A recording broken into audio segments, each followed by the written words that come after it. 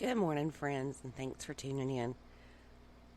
Now, I wasn't going to do an episode for today because I kind of wanted to give us a little quiet, sorry about that, a little quiet time to reflect and remember the events that unfolded 20 years ago today. But the more I laid in bed thinking about it this morning, I felt like I needed to talk a little about it. So today's episode isn't going to be your typical weekend weird files. Today I'm just going to tell you my story of how everything unfolded through my eyes, like what I saw that day, what I felt that day. And then just so that I don't leave anyone feeling sad, down, anything like that, I'm going to tell you guys about something that happened on Thursday. And hopefully that gives you a little laugh. So stick around and we're going to get things started. Triple M Studios present the Weekend Weird Files. Here's your host, Andrea Lee. All right.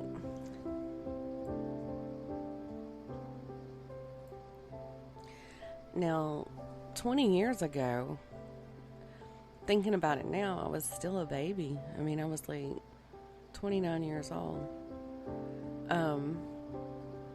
I thought I was so mature, so whatever. But anyway, at that point I only had Courtney. That was my only kid. And I was working the night shift at a factory that we had here in town that made socks for Fruit of the Loom. And I got off that morning. It started off, it was just like your regular average morning. I took Courtney to school. I want to say I did take my mom to work that morning because I want to say her car was in the shop, so I dropped her off. Well, I can remember coming back in the door, and I was getting ready to lay down, get my sleep for the day, and the phone starts ringing. Pick it up, and it's my mom. She's like, turn on the television. I'm like, what channel? And she's like, it doesn't matter. I'm like, what in the world, So when I'm turning it on, the first thing I see is the second plane flying in to the tower. And I was so confused. I was like, what am I watching? What's going on, And I thought it was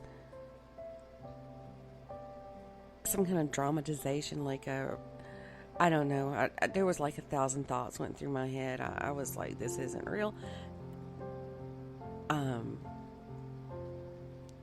And then I started flipping the channels, and it was on every channel, and I was like, what's going on? Well, my mom worked in a doctor's office, so we had already hung up the phone by then because, the phones at the doctor's office never stopped ringing. But I tried to call her back because even though I could hear the words that they were saying on the news,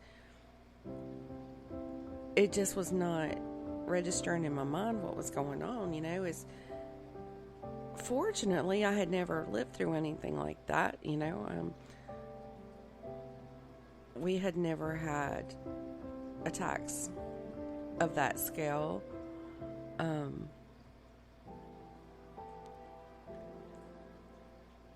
It was just confusing. Well, then I couldn't get through to my mom's office because I kept getting the recorded message that all circuits are busy.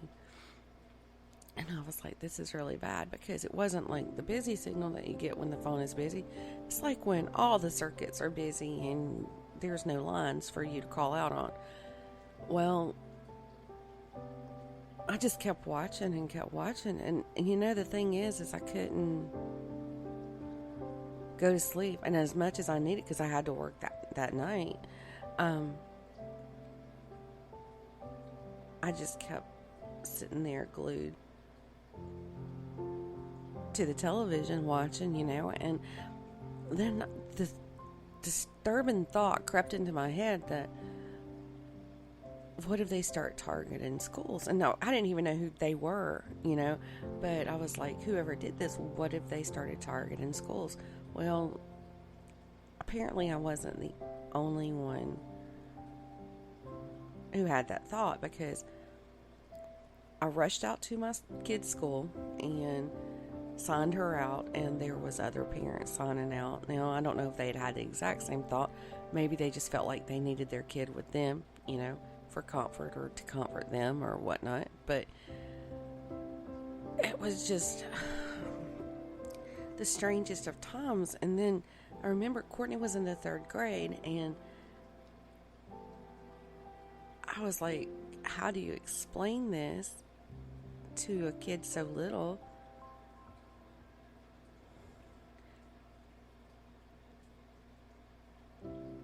And I was hoping she didn't ask a lot of questions. I mean, I didn't know how I was going to... how do you handle something like this, especially when it's something you've never, ever lived through before? Well, in the car going home, she's like, why did you pick me up early? And I was like, well, I just wanted to spend some time with you. And then she starts telling me that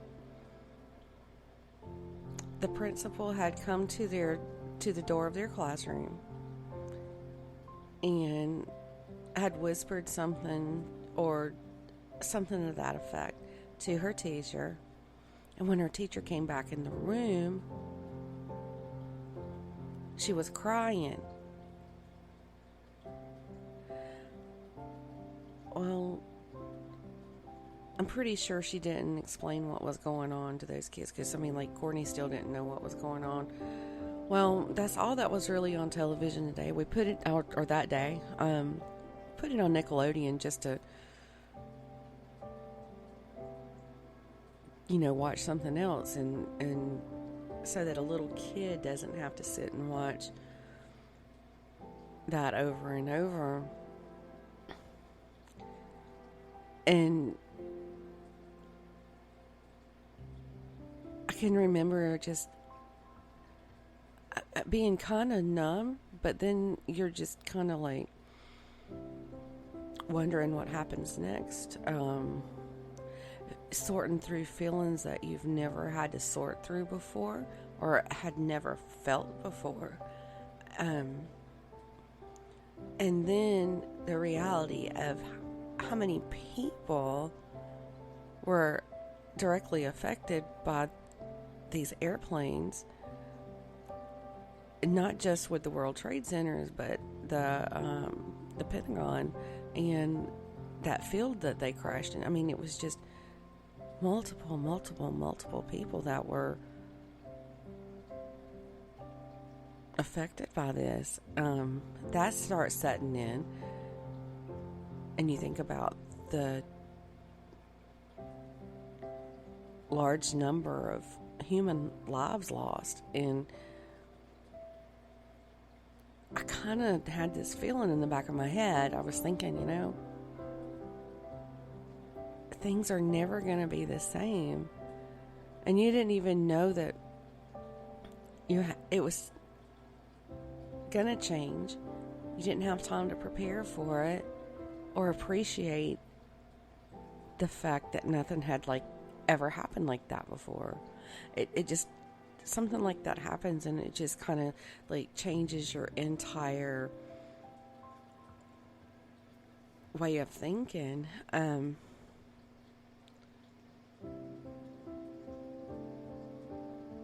I never did fall asleep that day. I can remember at dinner time, me and my mom talking about those events. And it was nice to have another adult to sit down and talk to during that time, because I had been home with Courtney all day. But on the other hand, having another adult to talk to it about made it a reality, because I think somewhere in my mind I was still telling myself this didn't really happen, or this is some kind of big joke, but it wasn't. America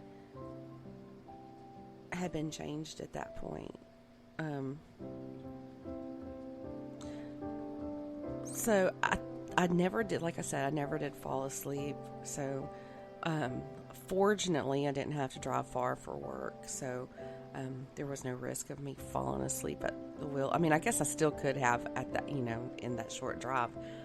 But anyway, I made it to work safely. And I can remember, I usually would just like pull into the parking lot, get my stuff together, go in the building. But I had 2 really good friends there at work. And I sat in the parking lot and waited on them that night. And I guess I just needed to see them, which I was gonna, but, I felt like I needed to see them then, like when they arrived. And I can remember sitting in the car listening to the radio, and all that was on the air that night was patriotic songs. And right before my friends arrived at work, on the radio was Leanne Rums singing the national anthem. And it was beautiful, but it was so haunting. There was this air to it that just made the whole song feel different. And I can't describe it. It just took on all new meaning. Well, my friends finally arrived at work, and we shared a big hug in the parking lot. Talked about we just couldn't believe that had happened.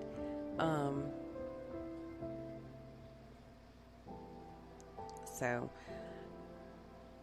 we went about our work. But the thing that I can remember most of all from all of that is the days after. There was an American flag on nearly every house and every business. People were really flying our colors, and it was comforting to see.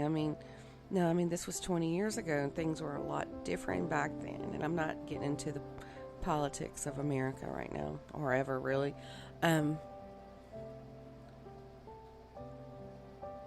But people treated each other different after that. People were a little kinder, a little more patient, more loving. It's really sad that it takes something so tragic to get people to respect one another and love one another and love one another.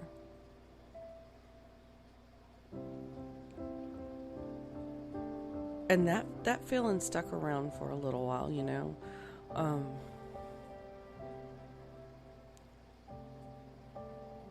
It was like that tragedy brought everybody together.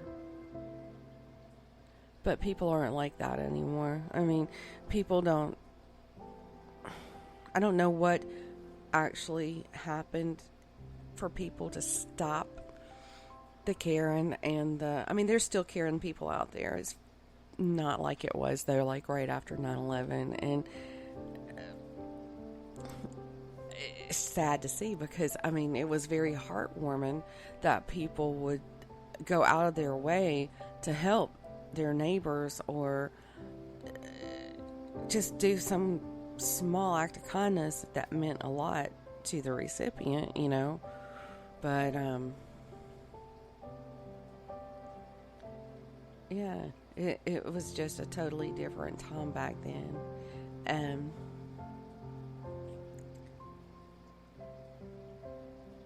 But now I'm starting to ramble, so I'm going to go ahead and switch gears. So like I was saying, I'm switching gears, and I want to share something that happened on Thursday, and it's funny. And okay, so first of all, I just need to say that I don't normally ride around picking up hitchhikers, okay? So Thursday, I'm heading out of town to go to the next town over, which was Union, to go do laundry. Because our laundromat here in town sucks, okay? Most of the machines never work. They take your money. They don't turn on. You name it. I mean, I know of one man that his clothes they caught on fire inside of one of the dryers. And this isn't just a rumor. It happened. There's a hole in the wall where that dryer used to be. But anyway, so I'm driving, going towards Union. And there's this guy that walks all the time on Union Highway going into town. Long ago, I had given him rides before. Well, I've passed him many times since then and just kept going, you know. But for some reason, it was like my car stopped itself Thursday. It just pulled itself right off the side of the road and stopped and waited on him to get in. And I'm sitting there thinking, what are you doing? But yet it felt like that was what I was meant to do. Like the universe was just like, today you're giving him a ride.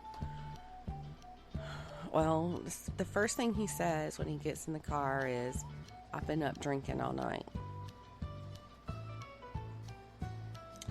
Okay. And I'm like, oh boy, here we go. Well, I should have probably just told him to get out of the car at that point, but I didn't. Because I still felt like I had to give him a ride that day. And so we were maybe 10 minutes outside of Union at that point when I picked him up. And that was the longest ride into Union I have ever experienced in my life. Okay? Look, y'all, he was like...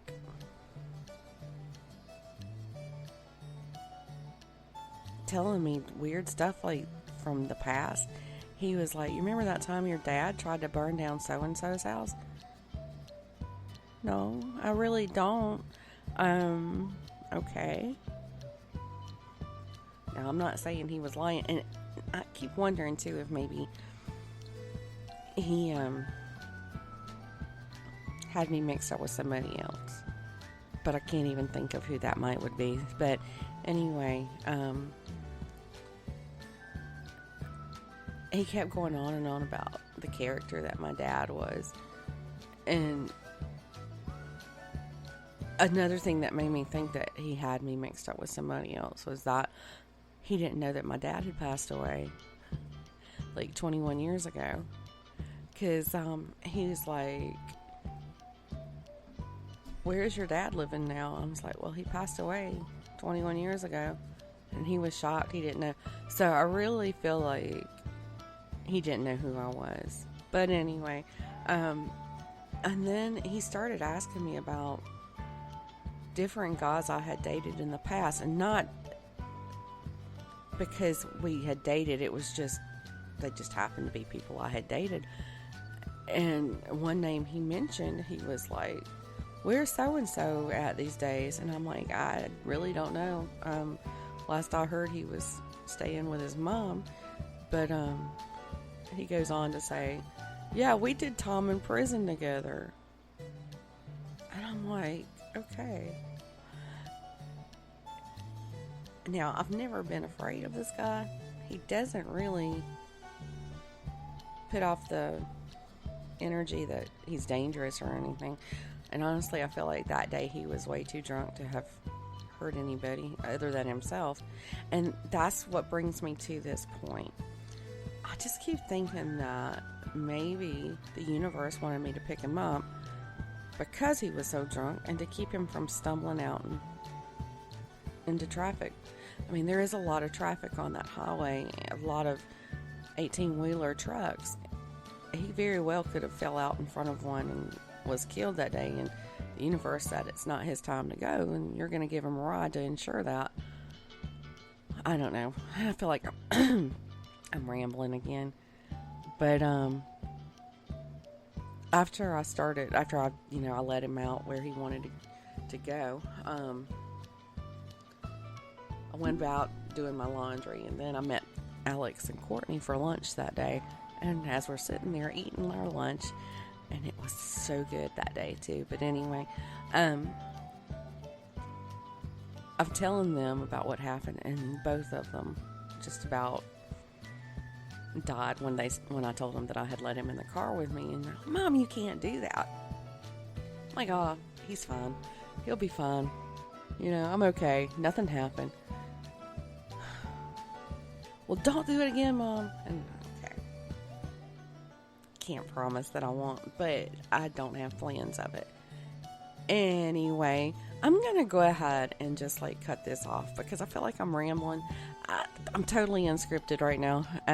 But anyway, so last night we started, it's going to be a 2-part series. And when I first started writing it, it was only going to be one, but I found so much information and stuff that, I was like, man, this is so much for one episode. So anyway, for our What the Friday, we're just gonna